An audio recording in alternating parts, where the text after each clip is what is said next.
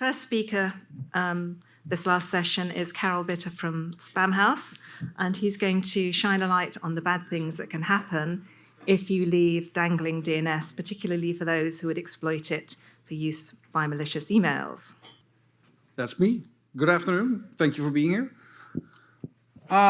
So I don't know who here, it's a DNS conference, so you figure that people are familiar with dangling DNS, but I'm not sure. So quick introduction. Dangling DNS, misconfigured DNS records that point to something that doesn't exist anymore. Obviously, this could be any type of record, and given the type of record, it sort of depends what the impact is. We're going to look at this specifically from an email perspective, and the reason why I'm doing that is obviously, we get a lot of email, we do a lot of things with email, but I have a kind of nice use case here to show you what the impact of this can be, and why we should care about it. I don't know how much you in the room can care about it. There might be some people in the room who could make a difference in fixing this, so we'll see. So dangling DNS records. It's basically if you leave a record there that points to something that it goes away, and because the fact that it's still there, people can use it for bad things. It's the internet. People do bad things. Live with it. This mostly happens when you have like a CNAME that points to something external. Figure out, I don't know, a calendar service or some sort of anything you would buy as a company from an external provider, and you say, okay, to make it easier for my users, I'm going to make a CNAME like, I don't know, calendar.example.com, and you point it to the host name of your calendar provider, and at some point they go bankrupt because the VC money runs out, and at that point, maybe this thing is still in your zone, and it stays there, and people can use it. Zone files, I was talking to somebody this morning, and I said, zone files look to be a one-way street. People always put extra things in zone files, but never seem to really remove things that are not needed anymore. So example, I don't need to explain what a CNAME is here, obviously. But if you have a CNAME and the target, you use it to publish a text record, then if you format that text record to the SPF specification, SPF used to authenticate is one of the email authentication mechanisms, then you can authenticate a name that might not be yours. And why would you do that? Because for those of you who are not super into email these days, a lot of email is a protocol that's almost as old as DNS, and the S in SMTP, simple, is no longer the case these days. Just like with DNS, there has been lots of stuff bolted onto email to make it more secure. And a big part of that is around authentication. There's there's three important ones you should know about. SPF basically allows you to say what IP addresses are allowed to send email for a domain. DKIM allows you to basically with public key cryptography sign parts of an email message, so that the receiver can verify that it actually was that domain that actually sent that email if it's authentic. And with DMARC, that's sort of that's the last one that was published, and it's sort of almost the most important one actually. Allows you to publish a policy of, if SPF or DKIM fails, what should the receiver do with the email that they get? A lot of modern email, basically all big email receivers care about SPF, care about DKIM, care about DMARC. All big email senders will have SPF deployed, will DKIM sign their emails, will publish a DMARC record, and if they're really good, they will say, but they will have a policy of rejection of failures in there. And since all these things, obviously, it all relies on publishing records in DNS to make it work. So what can you do with dangling DNS for email? Obviously, we can look at CNAMEs, but I think it was maybe last year, somebody from Deloitte did this. They walked through a whole bunch of TLDs and domains, and found that a whole bunch of domains had MX records to name servers that didn't, or MX records that didn't exist anymore. So they registered a bunch of domains and started getting all sorts of emails that they probably shouldn't have. So there's a lot of fun to be had by getting domain names that don't exist anymore. We'll in this example we'll specifically look at the CNAME part. So this concept of exploiting CNAMEs that point to things that don't exist anymore, it's the people who found it called it subdomailing. So well, let's call it that. There's a bunch of domains involved. This is basically sort of the classification of domains that are involved with that. The first one, victim domains. And these are the people who publish a CNAME that doesn't point to anything anymore. Could be something that they once bought. It can also be a typo. There's a bunch of people who basically made a mistake in their records and published things. That's the reason why it points to something that doesn't exist. Is they typoed the target. The sort of the limiting factor in this is that you're depending on what kind of CNAMEs people publish. So it's not, you can't just invent it. You have to sort of work with whatever's out there and find those and use those. Obviously, high-profile domain owners are always at a larger risk, but specifically with this because of it allows you to sort of use their domain reputation in any sort of attacks.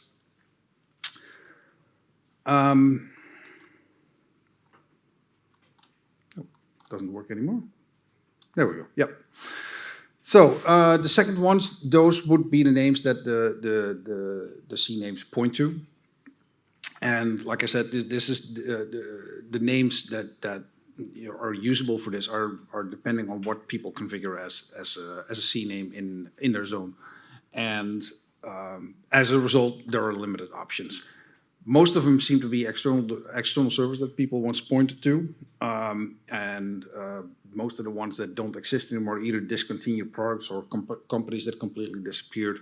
But we've also seen a whole bunch of typos, and most of the typos seem to refer to various cloud services where people just make one typo in the name, and then somebody picks up the typo domain name and starts having fun with that.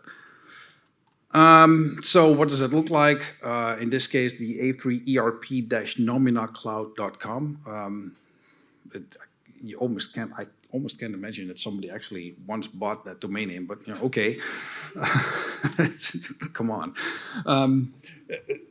A CNAME pointed to that one, and it was picked up by the bad guys. They configured these numeric name servers on it, and that's the way. At that point, what they basically control what's published under that domain, obviously. Then we have the SPF include domain. So once you have the CNAME, it points to something, and they will instead of publishing an SPF record with things under the target CNAME, they will have a bunch of includes that point to different domain names. And the reason why they do that is basically for management. Is to make their life easier because they will rotate through various infrastructure over time. And this is great for the defenders like us because it allows you to basically query these things once every day or hour or whatever you feel like is the right number, and figure out, hey, what are they changing in their infrastructure and what's new, what's being deleted, and things like that. So what does that then look like? If you look at the second bullet point here, that's what the SPF record looks like for the Nomina Cloud domain name. And the way SPF works, you can have this include statement where it's basically a pointer to say, hey, instead of having an IP address in this SPF record, you can go look up, in this case, nicefood.us.com, jobfinder.us.com, and look at what's in that SPF record and see if the IP address that is delivering the mail is included in one of those, in this case, 4 or 5 host names that are in there. There's a bunch of them out there. Just put a bunch of examples in there. This is from a couple of weeks ago. I haven't actually checked this morning if these are still accurate also. If you do the lookups right now, I have no idea what comes out of it. But there's a whole bunch of these, and like I said, once you know these, it's really interesting it's a really good pivoting point for doing the research, because you can both look in these, what is the attacker infrastructure, because these will point them to you. But if you have enough DNS traffic, you can also go look in what kind of domains are pointing to these domains, because those would be the victim domains. So once you have the right DNS traffic, you can actively go out and find victims of these sort of attacks. Infrastructure domains. So the attackers need domains to run various other parts of the campaign, mostly reverse DNS, because basically everybody who receives email will require you to have reverse DNS on the IPs that deliver email.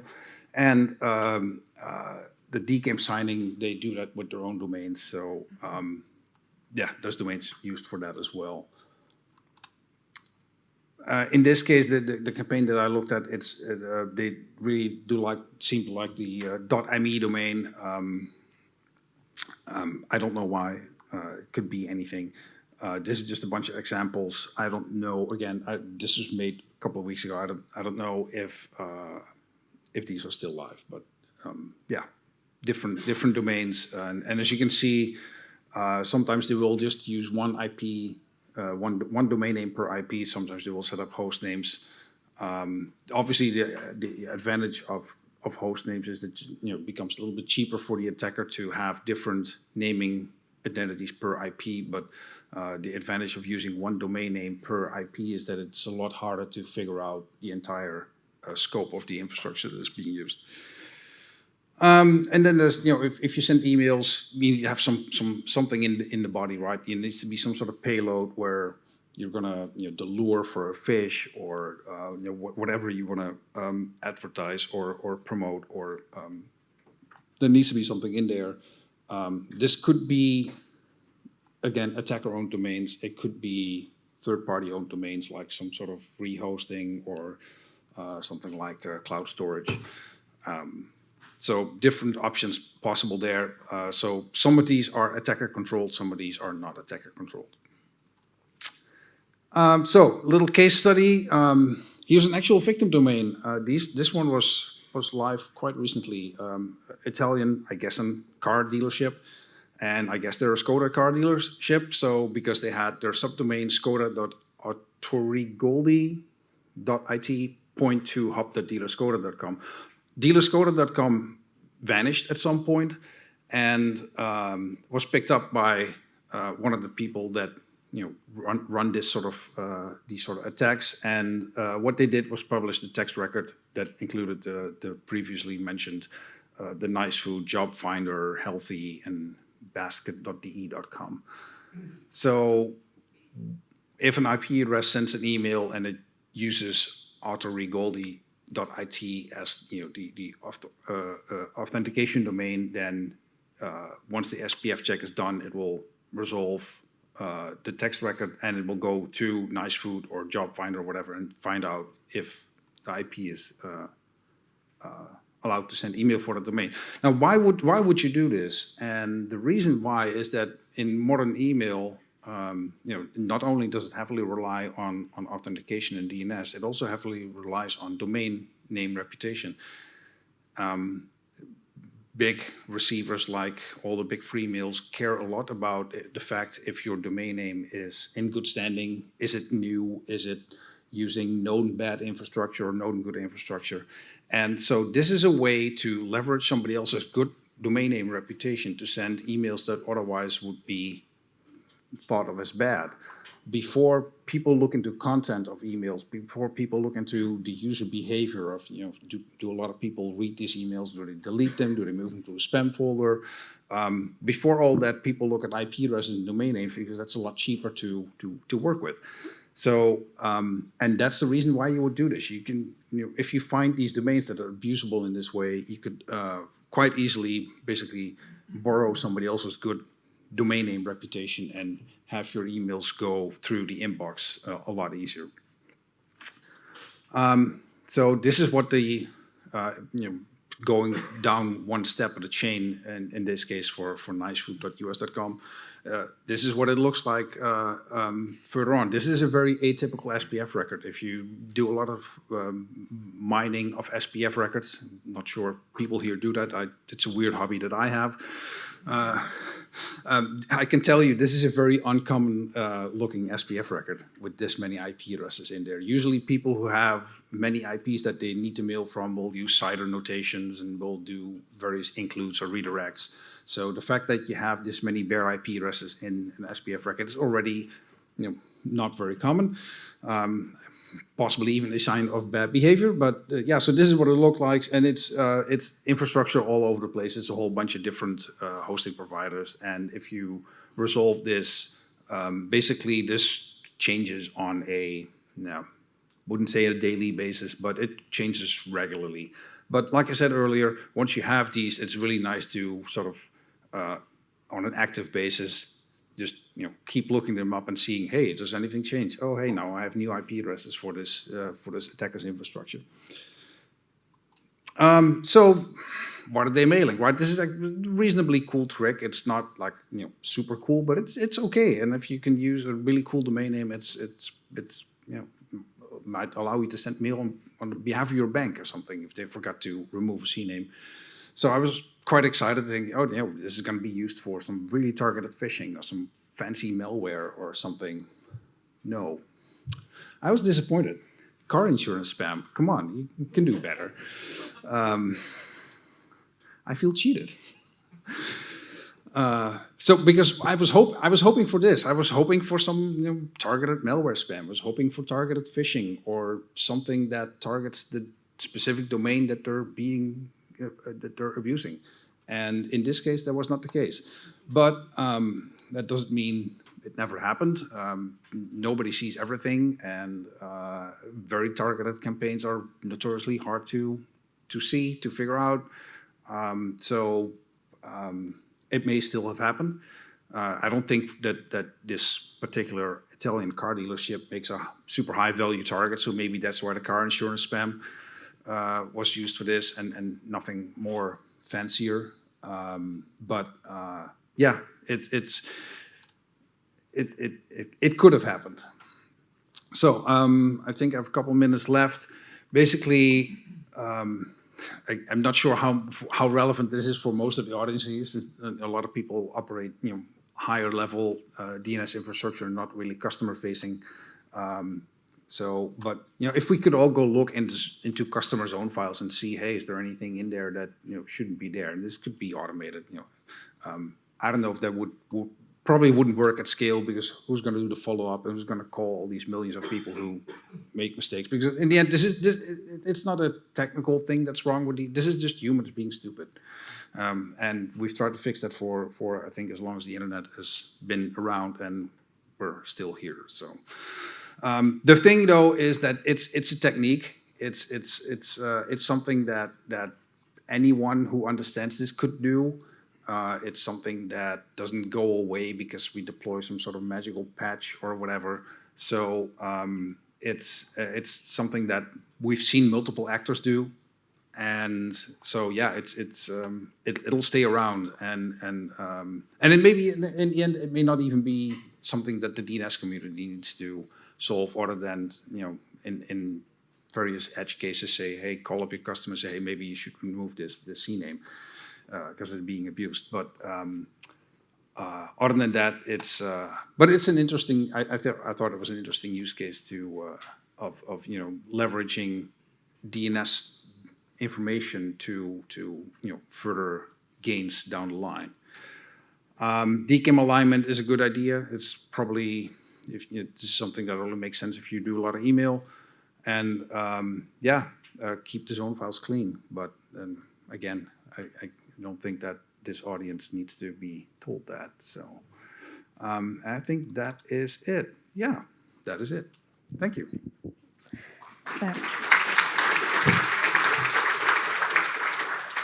Thank you very much. And we're now open for questions. I do have one from me first. I'm going to be cheeky and ask it.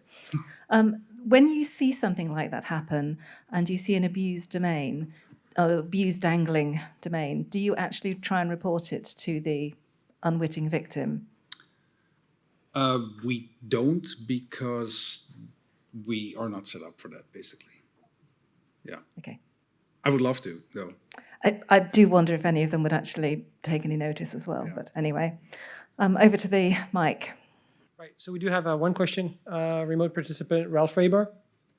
Some of the CNAME examples seem to be for web targets and then get abused for email. Wouldn't using HTTPS or SVCB records in alias mode instead of CNAMEs protect against this? Possibly, but I guess for email, I don't think email people would care about that. Well, I don't know anybody who looks at that, probably because not enough people deploy that. But if more people deploy it, then yeah, it's a chicken egg problem. I think if enough people deploy it, people would take good look at it. Yeah. Hello. Hi. Thank you very much for the presentation. I always kind of like the subject myself. And I think one of the things, not a question actually, is just complimenting what you already discussed.